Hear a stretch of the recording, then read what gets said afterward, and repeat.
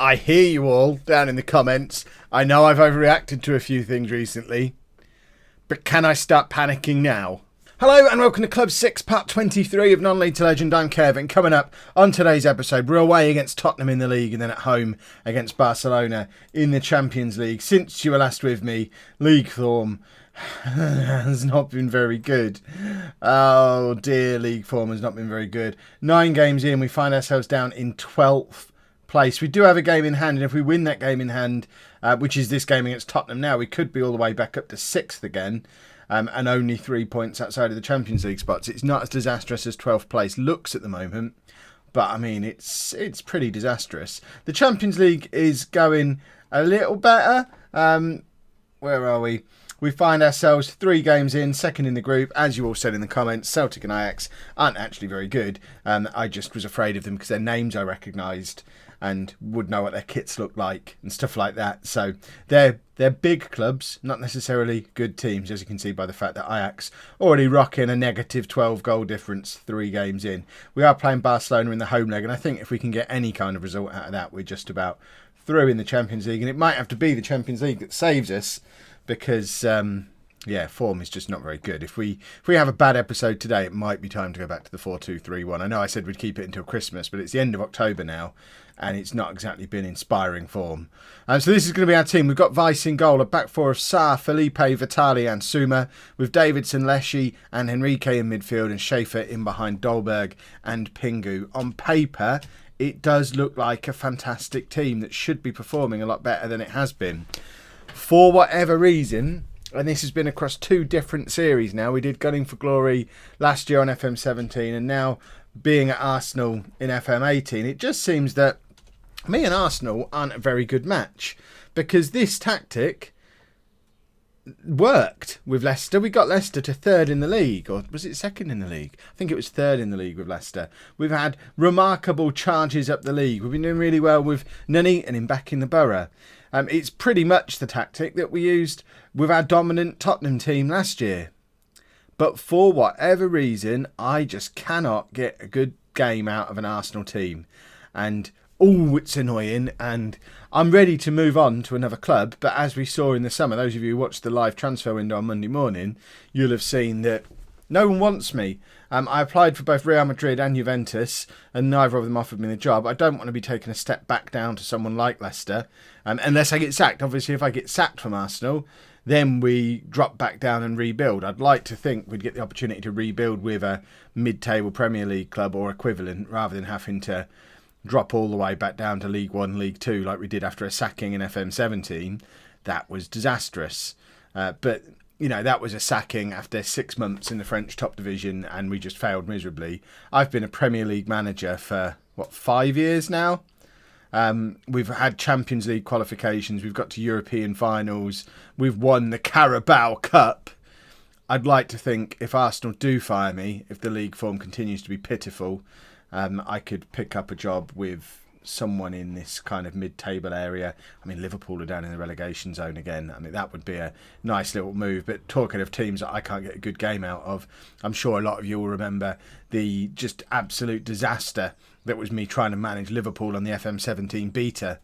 And we made it to October, I think, before getting fired and having to move to Everton. And when I moved to Everton, we were fine. Everton had just got relegated. I got them promoted again, and then back up into a Champions League finish the next year. Or back up into a Champions League finish. I think we did that part. I might have dreamt the second part of that.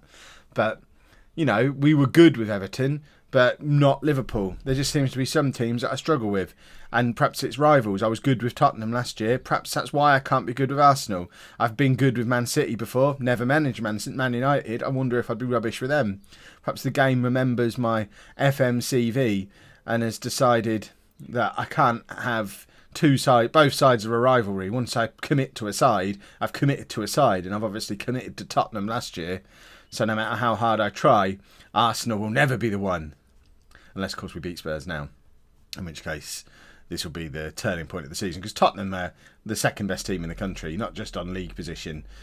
Chelsea had their one good year last year and have fallen off massively this year. Tottenham pushed us hard last year. And, they seem to have strengthened over the summer, whereas us and Chelsea haven't. So Tottenham are going to be the ones that push United this year, I think. So if we can pick up a win against them, that would be super smashing. Right, 1-0 up at half time. Let's not fiddle. Where's my coffee? It's before 9 o'clock I'm recording this. I never record this early in the morning. A little bit behind the scenes of Kev. I'm up this early because it's a lovely sunny day and I wanted to hang my washing out to get maximum t-shirt drying opportunity because I have a lot of t-shirts. Today, we're going Happy Rusev Day again.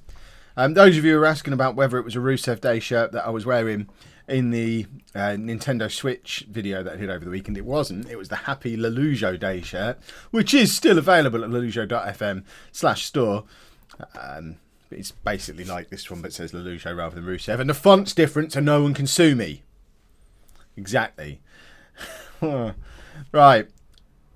So I've chatted to you about how I'm struggling with Arsenal. I've tried to sell you merch. I've talked about washing my pants. I think we can probably get on to just commentating on the football match now. I thought Pingu was going to be in behind there. Dolberg does collect it on the edge of the area, though. And nothing really comes of it. 'Twas not to be, it seems, and Tottenham are now just coming at us in waves. That was unstoppable. We had absolutely no plan to do anything about that, but luckily they weren't very clinical. We have a corner that's headed clear, and Enrique picks it up deep in our half, in their half even. It wouldn't be deep then. Leshy. Let's just talk about Leshy. Tasuma. Forward to Enrique, who's got him behind, tried to square it across to Pingu, who was waiting, but he couldn't get past the first defender. Enrique is covering an enormous amount of ground today. I don't know how effective he's being, but he's running around a lot. And I know in every group of football supporters, you always have that subsection who don't really mind if someone's got any technical ability. They just want them to run around a lot and put some graft in. So I think Enrique looks like he might be one of those players who's just going to run around a lot and look like he's trying hard. I'm still not convinced he's got the quality of Leshy or Davidson or David. That's why he's my backup central midfielder at the moment. But Schaefer's in behind and probably should have taken a touch and tried to drill it into one of the corners rather than what looked like attempting a lob when the keeper was back on his line. So it was never really going to work out for him. Right, we are going to take Schaefer off and bring on Mr. Arsenal. And we're going to change something up at the back as well. Let's bring on Jamie for Suma. Of course, because it is warm outside today, I am recording for the first time this year with my door open, so I can see out into my beautiful garden. At the moment, I can see a rusted barbecue and grass that needs cutting. I can hear birds making lots of noises, and a car alarm just went off. So if it's too noisy with that open, let me know down in the comments, and I can either buy a fan or spend the summer sweating. It does get hot in this garage. It's ridiculous. In the middle of winter, freezing cold, have to have a heater on at all times. My heating bill for the last quarter was about 700 quid for being out here with the heater on recording these videos. It's mad. If you don't believe me, check my Twitter. I put a picture on there. It really was about 700 quid. It was nuts. But as soon as, it's like just after 9 o'clock and it's already pretty warm in here, even with that door open. So I can't imagine what it's going to be like when it hits 23 degrees today or whatever it's supposed to be. It's like 15 degrees out there at the moment. And I'm sat in a hot garage with lots of electronic equipment giving off heat around me. So at the moment, the door's staying open. If the birds and the car alarms are annoying, let me know and I'll buy a fan. We're still winning with like just 15-20 minutes to go. Tottenham, they've dominated every aspect of the game apart from clear-cut chances. Sitia, whatever his name is, that left back who's just gone off, he's the one I wanted, the one that got away. So I'm quite glad he got injured. Serves him right for choosing Tottenham over us. We don't have a central midfielder on the bench. That seems like a massive oversight when we've got 3 on the pitch. Pingu's picked up a knock though, so it's probably just as well. We'll bring on Sandu. And because if I had had a central midfielder on the bench, I wouldn't have even noticed Pingu was injured because I was in autopilot. Oh, right, time to take off a midfielder mode. Get some more energy into that midfield. But now at least we get Sandu on for Pingu, and hopefully it means Pingu's injury doesn't get any worse than it already is, and Tottenham have missed another opportunity. They're getting a lot of shots. They're not actually having much in the way of clear-cut chances. We are ahead for clear-cut chances. And on that basis alone, we are fairly winning the game. But on every other measure, they've got us beat, and Harry Kane grabs an equaliser on the 90th minute. I was convinced he'd left and gone to Man United. That must be in my stream save, maybe, where Harry Kane's at Man United, because pretty sure he's still at Tottenham in this save. Is this the save where he plays out on the left wing and has done for most of his career, because they signed a better striker and decided Harry Kane's out on the wing for Tottenham. Substitute left winger. How do you feel about that, Tottenham fans? We're 10 years in the future and Harry Kane has spent most of the last 10 years as your backup left winger. Does that make you feel good? 1-1 away against Tottenham is not a bad result. The manner of it is troubling to me, and we are still down in 12th place. Hopefully we fare a little better against Barcelona. 2 changes for the Barcelona game then. One of them is enforced. Pingu picked up a knock in that last game. Hold on, where is he? I can't remember what's wrong with him. Pingu, where are you? Pingu is going to be out for a couple of weeks with a weird glowing leg that glows different colours on each side. And so we bring Sandu in for him, but Tommy Merson comes in to replace Schaefer, because I've not forgiven Schaefer for the miss in the last game. Plus, you know, it's Tommy Merson, Mr. Arsenal. We're playing against Barcelona. A win just about puts us through into the knockout rounds of the Champions League, which, it'd be nice. I'm fed up of playing in the Europa League. That's priority number 1 at the moment. Even a draw. A draw against Barcelona means we just have to beat one of Celtic or Ajax in our last couple of games, and we're through, and we should be able to beat them both, really, based on performances against them in previous games. But it's going to be interesting though to have a proper look at Sandu. He's not started a proper game for me yet, so for him to come in and start against Barcelona is massive. This is where we find out if he's actually going to be any good for us or not. We've just given him a new £90,000 a week contract, because that's what he asked for, and his agent wouldn't settle for anything less. My camera battery's about to die. One moment. There you go. Much better. I thought I paused the game, although it hasn't actually got... That's weird. Apparently, it doesn't pause, but it also doesn't carry on playing when you're off the screen. Fair enough. But yeah, Sandu's got a massive, massive new contract because he's young, he has bags of potential, and that's what his agent forced. Oh, and he's just hit the crossbar against Barcelona, so perhaps he's worth every penny of it. But it is a crazy expensive contract for someone who's played maybe half a dozen games for us. But remember, he has been out on loan at various top level clubs over the last 3 seasons, playing like 80 top flight games around Europe. So it's not like he is just someone who's just coming through the youth team and wants 80 grand a week. He's an established European star. He's an established international. If we'd have signed him, we'd expect to be paying that kind of amount if we'd have just bought him in at this point in his career. So I don't mind so much paying him the contract. And Dolberg's just missed a penalty. And then both Henrique and Merson missed follow-ups. I mean, it just felt a little bit like we didn't want to score there. We had 3 amazing opportunities. It's gone down as 2 clear-cut chances, looking at that. I would say there was arguably a third as well. But we should have done better. All 3 of them should have done better. And now Dolberg's hit the crossbar. So in the first 8 minutes, we've hit the crossbar twice, had a missed penalty, and had someone miss an open goal. I feel like this might not be our day.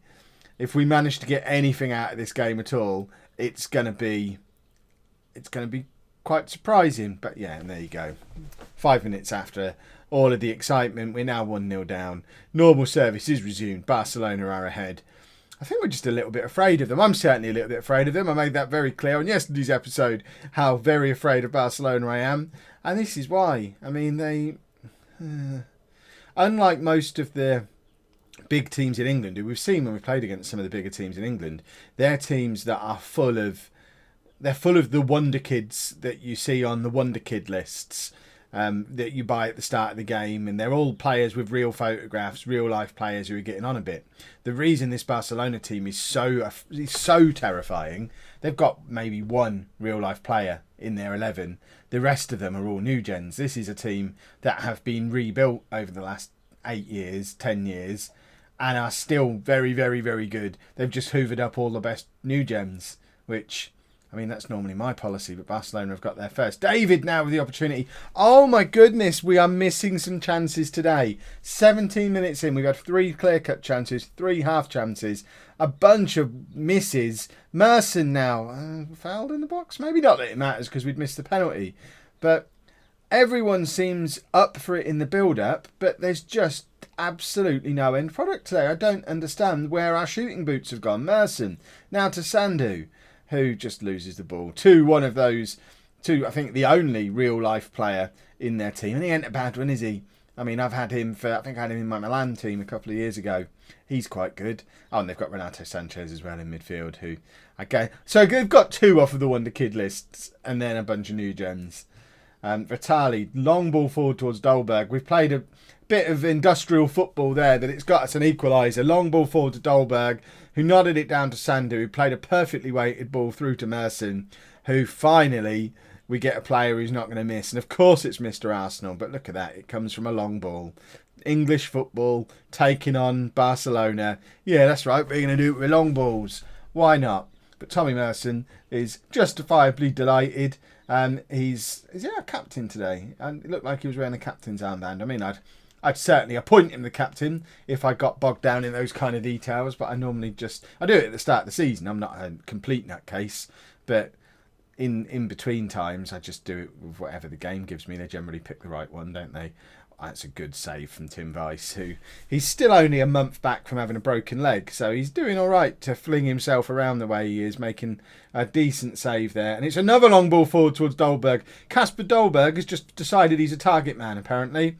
We're just aiming long balls at his head. And weirdly, it seems to be working. Dolberg again winning a header from a long ball. I'm pretty sure that's not what Kasper Dolberg is. But it's working. Merson tries to play a ball through to Sandu, but it doesn't make it through. What I did notice when we were on the team sheet screen a second ago, there are a number of players in this Barcelona team who are really struggling for fitness already. So we've got a little bit of a chance here, purely on the basis that we seem fitter than them, which I don't really understand how that's the case. They're obviously much better than we are. Look at the state of this. They've just carved us open like we didn't even have any players. But they've got players down on 50, 60% fitness already. Most of the team is on 70s. A number of them down in the 50s and 60s. We're all still in the 80s. We're the fitter team here. We are playing our high-tempo pressing game. So I'd like to think, as the game goes on, we're just going to tire them out massively. And Weiss collects. I mean, if I was a proper tactical guru, I'd know what the right play to do here is. I suppose, I don't know, do you let them have the ball and tire themselves out? Or do we continue to press them the way we are and just run harder and longer than that? I mean, in the last game, I'm talking about, I don't like people who just run around a lot. My tactic for beating Barcelona is now long balls and run around a lot. That's my new plan. So I've clearly got this tactical nuance thing down to a T. I know how to play good football, honest. Sarr intercepts, and it's another lumped ball forward, this time towards Sandu, who has a little bit of support around him. It's with Sarr again, who, I mean, he's a centre-back. He's done all right to keep hold of the ball for as long as he did there, but he was never going to beat the man and get the cross in. Vitali does brilliantly, though, to defend against the on-rushing Barcelona forward, who was offside in the end anyway. So they've made a substitution at half-time to take off their most tired player, but they still have a lot of players who are really struggling for conditioning. I don't understand why Barcelona are so tired. I can only assume they must have played on Sunday and then not rested their players, which seems mad, really. We played on Saturday and gave our players 2 days rest to make sure we were ready for the game. Enrique tackles, ball forward. I mean, we are just literally lumping the ball forward, and it seems to be working. It's a bit embarrassing, really, but I don't care if we beat Barcelona. Dolberg, cross comes into Merson, who hits the crossbar again. That is the 3rd time in this match that we've hit the crossbar. Add in a missed penalty as well. This is just stupid. We've had twice as many shots as them. We're winning for possession. We've had 4 clear-cut chances in this game. Yeah, they have as well. But we've had 4 clear-cut chances in this game. We should be ahead. Merson to David. Now we're knocking the ball around properly as Barcelona get more tired. And it's out to Suma. Cross comes in. We've got players queuing up there, but it's just straight at their keeper. It's another clear-cut chance, though. And it feels like there is an Arsenal goal coming. Davidson to David. Sar's in loads of space, but we're just ignoring he exists, which is fair enough, I guess, after how pathetic his attempt at a cross was a minute ago. But Barcelona are coming at us again, and they've just absolutely ripped us apart. Yeah, Suma wants to look in anguish, Mr. Commentary Bar at the bottom of the screen. Oh, we've played so well, but we're just not on the same level as Barcelona. They've just switched it on twice in this game, and both times they've carved us open and it's led to a goal. It's like they just let us just have the ball, do what we want. Yeah, play your long balls. Yeah, run around a bit.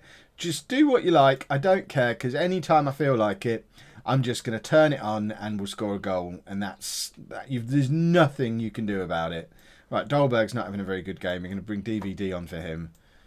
Swap the two of them round. I wonder, actually, if we might bring on...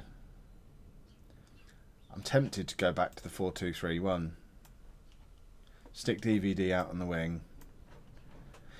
And then take off him and bring on Reece Nelson. This isn't a permanent move back to it. Unless it works. But we just need something a little bit different to try and break the deadlock in this game. So we don't want to exploit the middle anymore. Everything else we'll keep on. We'll leave it at that for now. I'm just hoping by changing our shape up a little bit, we confuse them. Because they've looked confusable so far. But, you know, we've got to try something. All we'll have done is taken the sting out of everything completely. We've taken away our long ball to what's-his-face, Dolberg. Right, let's get Leshy on, who has been trying to move to Barcelona for the last 2 years. So let's get him on the pitch, and he can at least lose against him. I didn't play him in the away game against Barcelona either, because I don't really. He's made it very clear that's who he wants to play for. So I don't really want him to be involved in matches against them, because I don't want him to throw the match, and I also don't want them to see how good he is. So I can't win after we just hit the post. That's 4 times now we've hit the woodwork, and we've missed a penalty. We'll never come closer to beating Barcelona. This is mad. Leshy now, forward to Sandy. Leshy's actually looked very good since he's come on. He's clearly trying to impress them into making an offer for him. And Nelson, and that's a big miss. And that is clear-cut chance number 6 from today's game. This is the story of our season. We just aren't scoring enough goals. I mean, it doesn't matter. Remember, that result doesn't matter. We kind of budgeted for losing both games against Barcelona because we should beat Ajax and Celtic. But